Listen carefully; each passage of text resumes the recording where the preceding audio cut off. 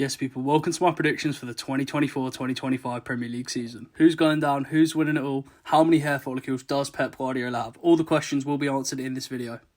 The answer is no one really knows. I'm going to give him my best shot. Feel free to come back in May and laugh at me for being wrong. Anyways, let's start this. 20th, Southampton. Five. Yeah, I'm really sorry. It's got to be someone though. I mean, you had an impressive run in the Championship last season. I think it was 22 games unbeaten. And so that altogether is very impressive, and you could definitely stay up. I am worried that it's come too early for this particular squad, and maybe the manager as well. It reminds me a lot of Brighton in 2015-2016, where we qualified for the playoffs. We were very close to going automatically up, but we didn't quite go up. Then ended up re-signing Glenn Murray that summer and Pascal Gross the following summer. So by 2017, we were ready for the Premier League, and so we weren't really in much of a relegation battle that season. I feel like if we would have gone up in 2016, we'd have come straight back down. I'm worried that's what's happening here. Looking at the squad, I don't really rate Brereton Diaz, and I'm still not fully convinced about what I think of Russell Martin yet. I remember when we were linked to him, I wasn't that excited about it. But I mean, I'm an idiot that calls myself Weapon Magic, so Southampton fans, I wouldn't be too worried. 19th, Leicester. After winning the Championship, they lost one of their best players, Dewsbury Hall, to Chelsea. I wonder why. They also lost their manager, Enzo Maresca, to Chelsea again. I mean, what's that like? Nah, Leicester fans, I'm sorry, man. I feel your pain. While on paper, losing Enzo Maresca might not actually be a bad thing because he struggled to win that championship with the best team in the league. Don't have that much faith in Steve Cooper's tactics either, and he plays a very different style of football to Enzo Maresca, so I imagine the transition for the players won't be easy. The real X factor here is the points deduction. I've heard it's going to come in the second half of the season. I'm expecting it to be the biggest one we've seen yet, maybe in the region of 10 points.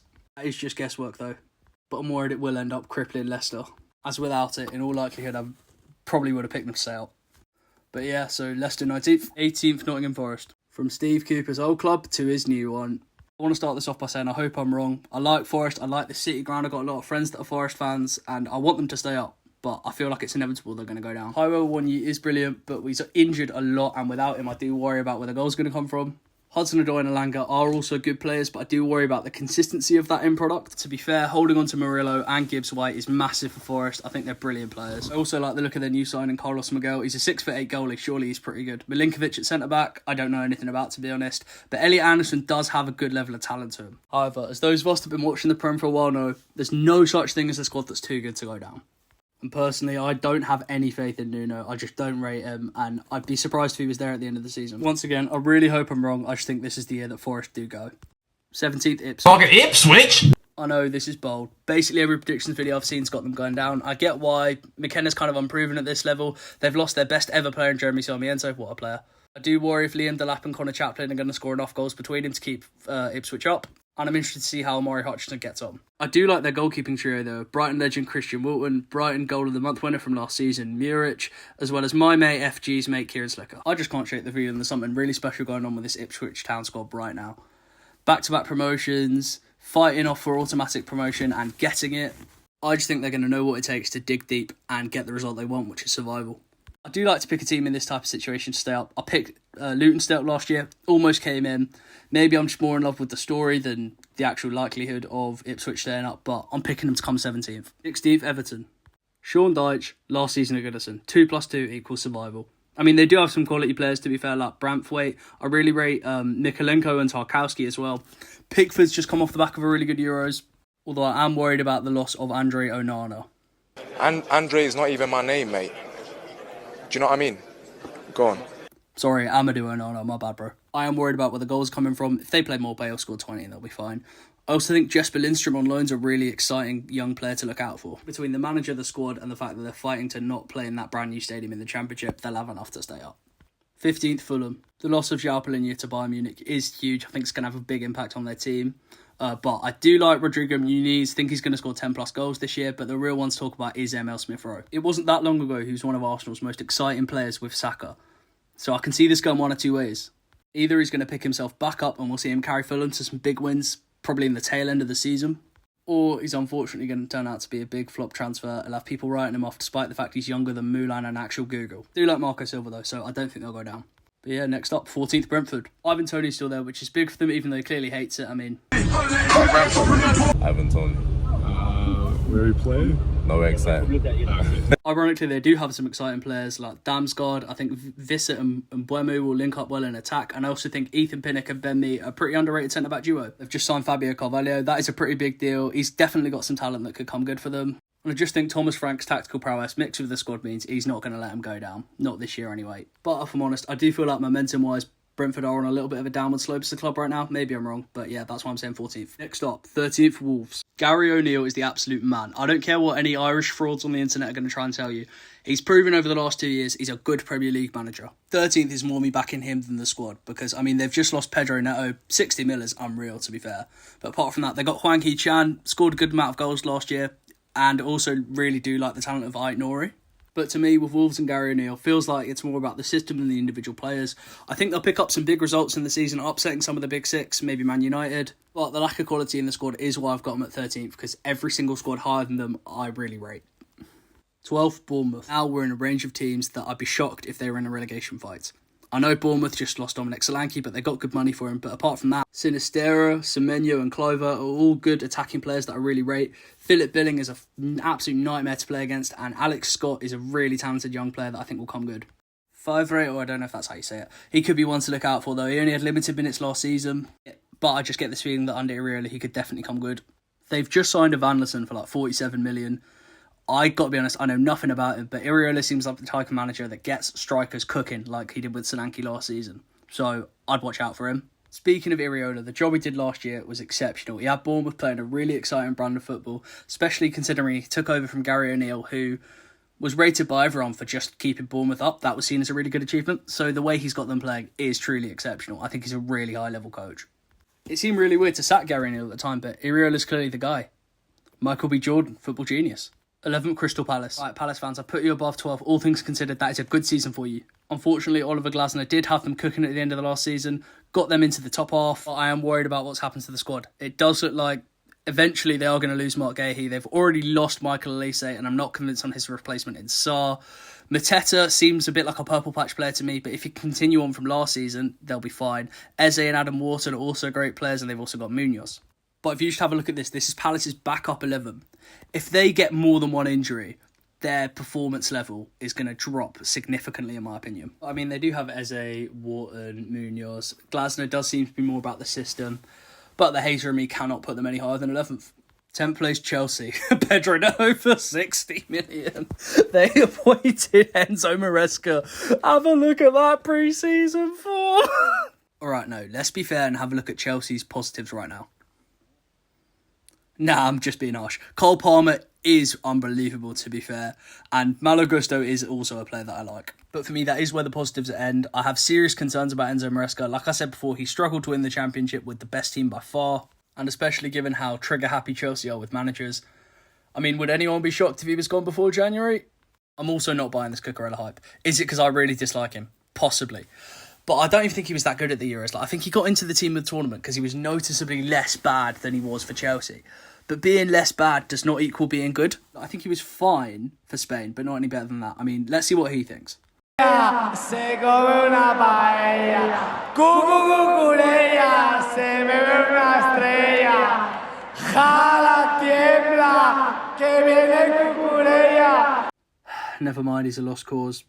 God's sake. I actually do think Moises Caicedo had a really underrated season for Chelsea last year. He was doing the jobs of three men. Like, Enzo Fernandez gave him no help. I also think the whole Conor Gallagher situation is baffling. Like, why would you want to sell one of your best players from last season that's an academy product? Also, has he even gone? Like, I don't know. Chelsea's squad for the last couple of years has absolutely been top 6, if not top 4 quality on paper. But they came 12 2 years ago. And since then, Poch got them to 6th. They were finally starting to cook something up there. Palmer was doing really well. But then Bowley just went and ripped it all up. I'll be honest, it could be 5th, it could be 15th. So, yeah, I'm saying 10th. 9th place, Brighton. Right, it's time for the biggest club in the league. Lots of predictions have us in the bottom half, and I do get why. Last season, particularly after the Europa League group stage period, it wasn't good enough. But, to be fair, there were plenty of reasons or excuses for that, depending on how you look at it. Firstly, not saying it's his fault, but Roberto De Zerbi was definitely unhappy. You could tell, and it showed on the pitch. Secondly, losing 2 world-class midfielders in one transfer window is hard for any team to recover from. Like, Billy Gilmour and Pascal Gross, I thought, did have really good seasons for us, but Moises Caicedo and Alexis McAllister are world-class. Also, the injuries we got were crippling. I mean, Estupinan, Dunk, Van Heck, Hinshelwood, Lamptey, Gilmour, Veltman, Matoma, Pedro and Ciso, Solly March, to name a few. As we're not in Europe this year, I would hope that we're not going to have this problem again. Next up, the constant rotation between Jason Steele and Bart Verbruggen was problematic. I love Jason Steele. If I saw him at a pub, I'd buy him a pint. I'd buy him 10 pints. But based off goalkeeping ability, he just shouldn't be starting over Bart Verbruggen. Granted, with Bart's injury, Steele is going to play the first few games of the season, but I don't think there'll be much of a rotation overall. We've since brought in Fabian Hürzeler. Yeah, he's unproven at the top level, but if he's good enough for Tony Bloom, he's good enough for me. Moreover, we're building a new squad. The acquisitions of Mats Weifer and Minter are ones that really excite me. I also think Kozia Dubry from Arsenal is going to play a role next season, and it looks like Kadioglu might be one we could bring in the door. While I'm recording this, Sir Tony Bloom has gone absolutely mental. He's dropped 40 million on Rutter from Leeds and 25 million on Garuda. And Kadioglu's still on the table. That being said, I am a little bit worried we're a bit light in central midfield and central defence. So I'm going with an optimistic 9th. I'll be honest, I could see it as low as 14th, but I also could see it as high as 6th. So that's why I'm saying 9th. That being said, I have seen us rip up Villarreal in pre-season. And if there's one thing we know, pre-season is a great thing to judge off. So yeah, I'm saying Brighton are coming 9th. 8th, West Ham. I'll be real, this was tough for me because I rate the squad but I don't rate the manager. Fulkrug is one I could definitely see coming good, but he could just be Skamaka 2.0. Wan-Bissaka I like, Kilman I like, Somerville I like. Also, what's going on with Paqueta? Is he available? Because they're definitely going to be a better team with him in, but even without him, they've got quality in the squad with the likes of James Ward-Prowse and Kudus. But for me, the issue is Lopetegui, the manager. Maybe it's because I watched Brighton smack his team up 6-0 with an out-of-form Dennis Indo up front. What we usually see when a manager like David Moyes and his pragmatic nature moves on is that a manager that comes in that allows more freedom in the final third. We see that first season go really well for them, but eventually there is a bit of a long-term drop-off. I mean, David Moyes himself is a great example of this. When he moved on from Everton, when he got the Man United job, Roberto Martinez came in from Everton, and he took them immediately up to 5th place. But that was pretty short-lived, and the next season they came 11th. I mean, it would be harsh, but you could also make the argument that Roberto De Zerbi did the same thing, coming 6th immediately after coming in, and then dropping down to 11th. Long story short, I think they'll have a good season in spite of the manager, not because of him. 7th, Aston Villa. Aston Villa got quality all over their squad. Emi Martinez, Ezri Konsa, John McGinn, and of course Ollie Watkins. I forgive you for the hat-trick.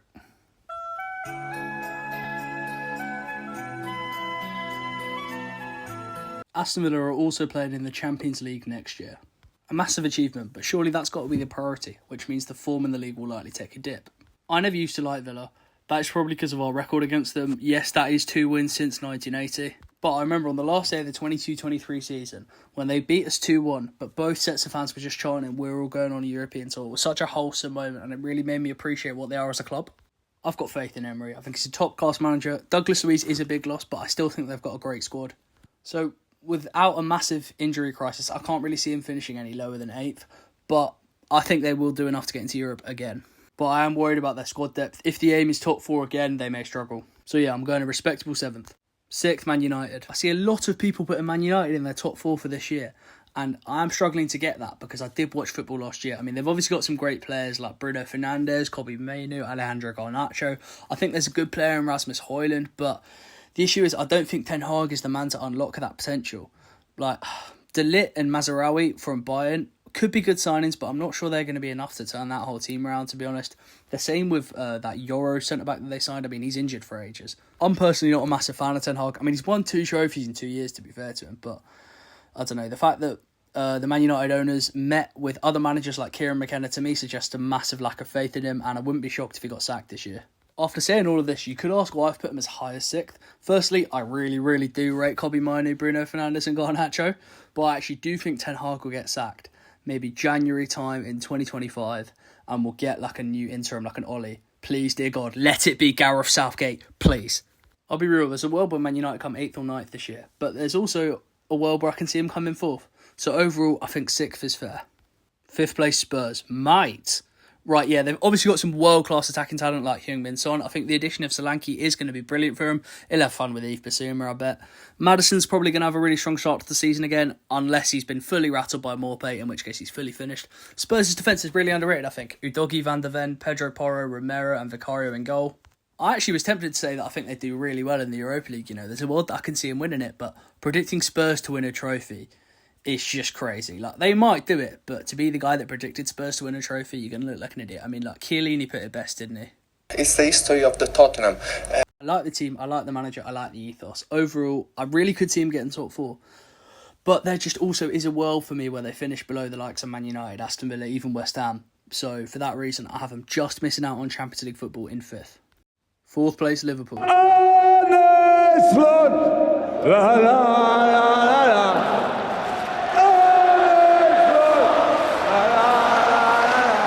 Yeah, we've got a new era for Liverpool. Klopp's out, Arnie's slotted in, and despite the thin squad, I do think he'll have a good season.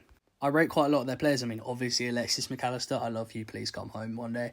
But he's been the only player, in my opinion, that's actually got better since leaving Brighton. They've got other world-class players like Trent, Alisson, Van Dijk. Salah's got a new trim. That, in my opinion, means he's dangerous. They've also got other dangerous players like Harvey Elliott, I think will be good. Also, Cody Gakpo, Luis Diaz if he stays. But for me, the one to talk about is Darwin Núñez. This is a now or never season for Darwin Núñez, in my opinion. He simply has to be more clinical. Even if numbers-wise, he's putting up about the same amount. Because last year, I mean, his numbers weren't that bad. 11 goals and 8 assists in the league isn't that terrible. It's the sheer volume and quality of chances that he misses that, to me, makes him concerning. If I had to put it out there, I don't think he'll come good.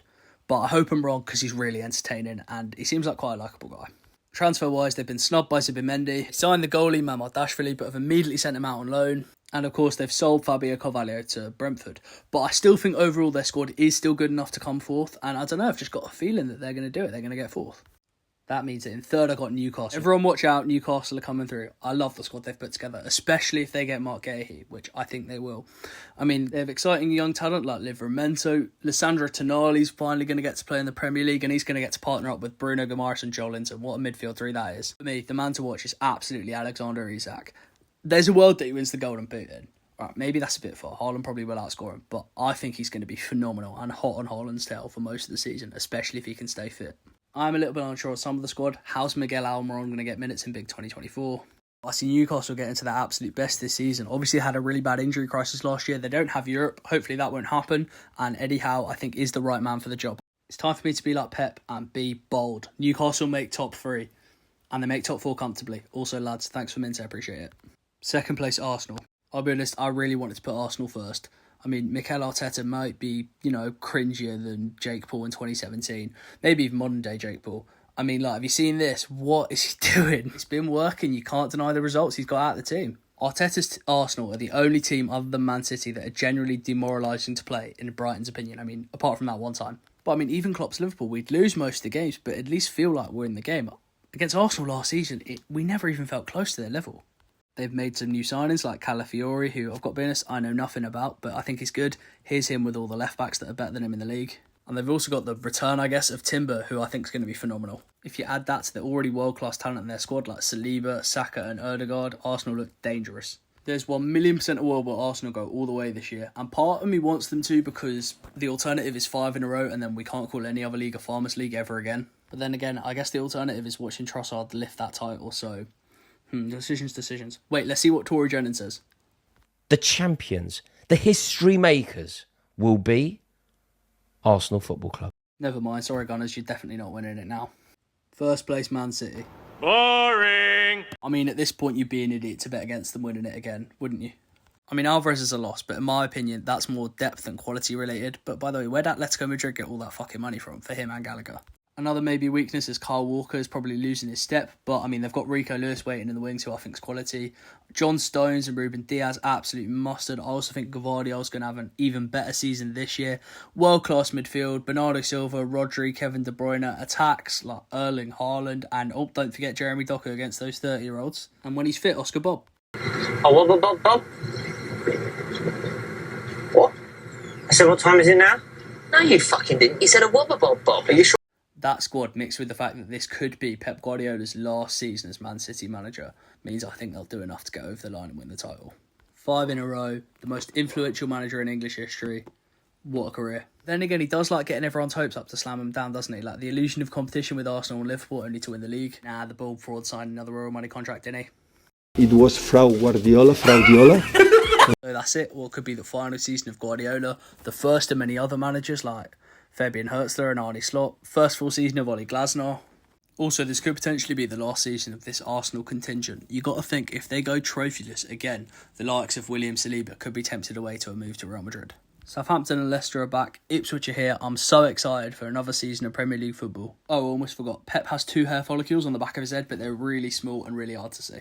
So that's going to be it. Let me know your thoughts on what's going to happen next season in the comments below. Is there anything you think I got really wrong or exactly bang on?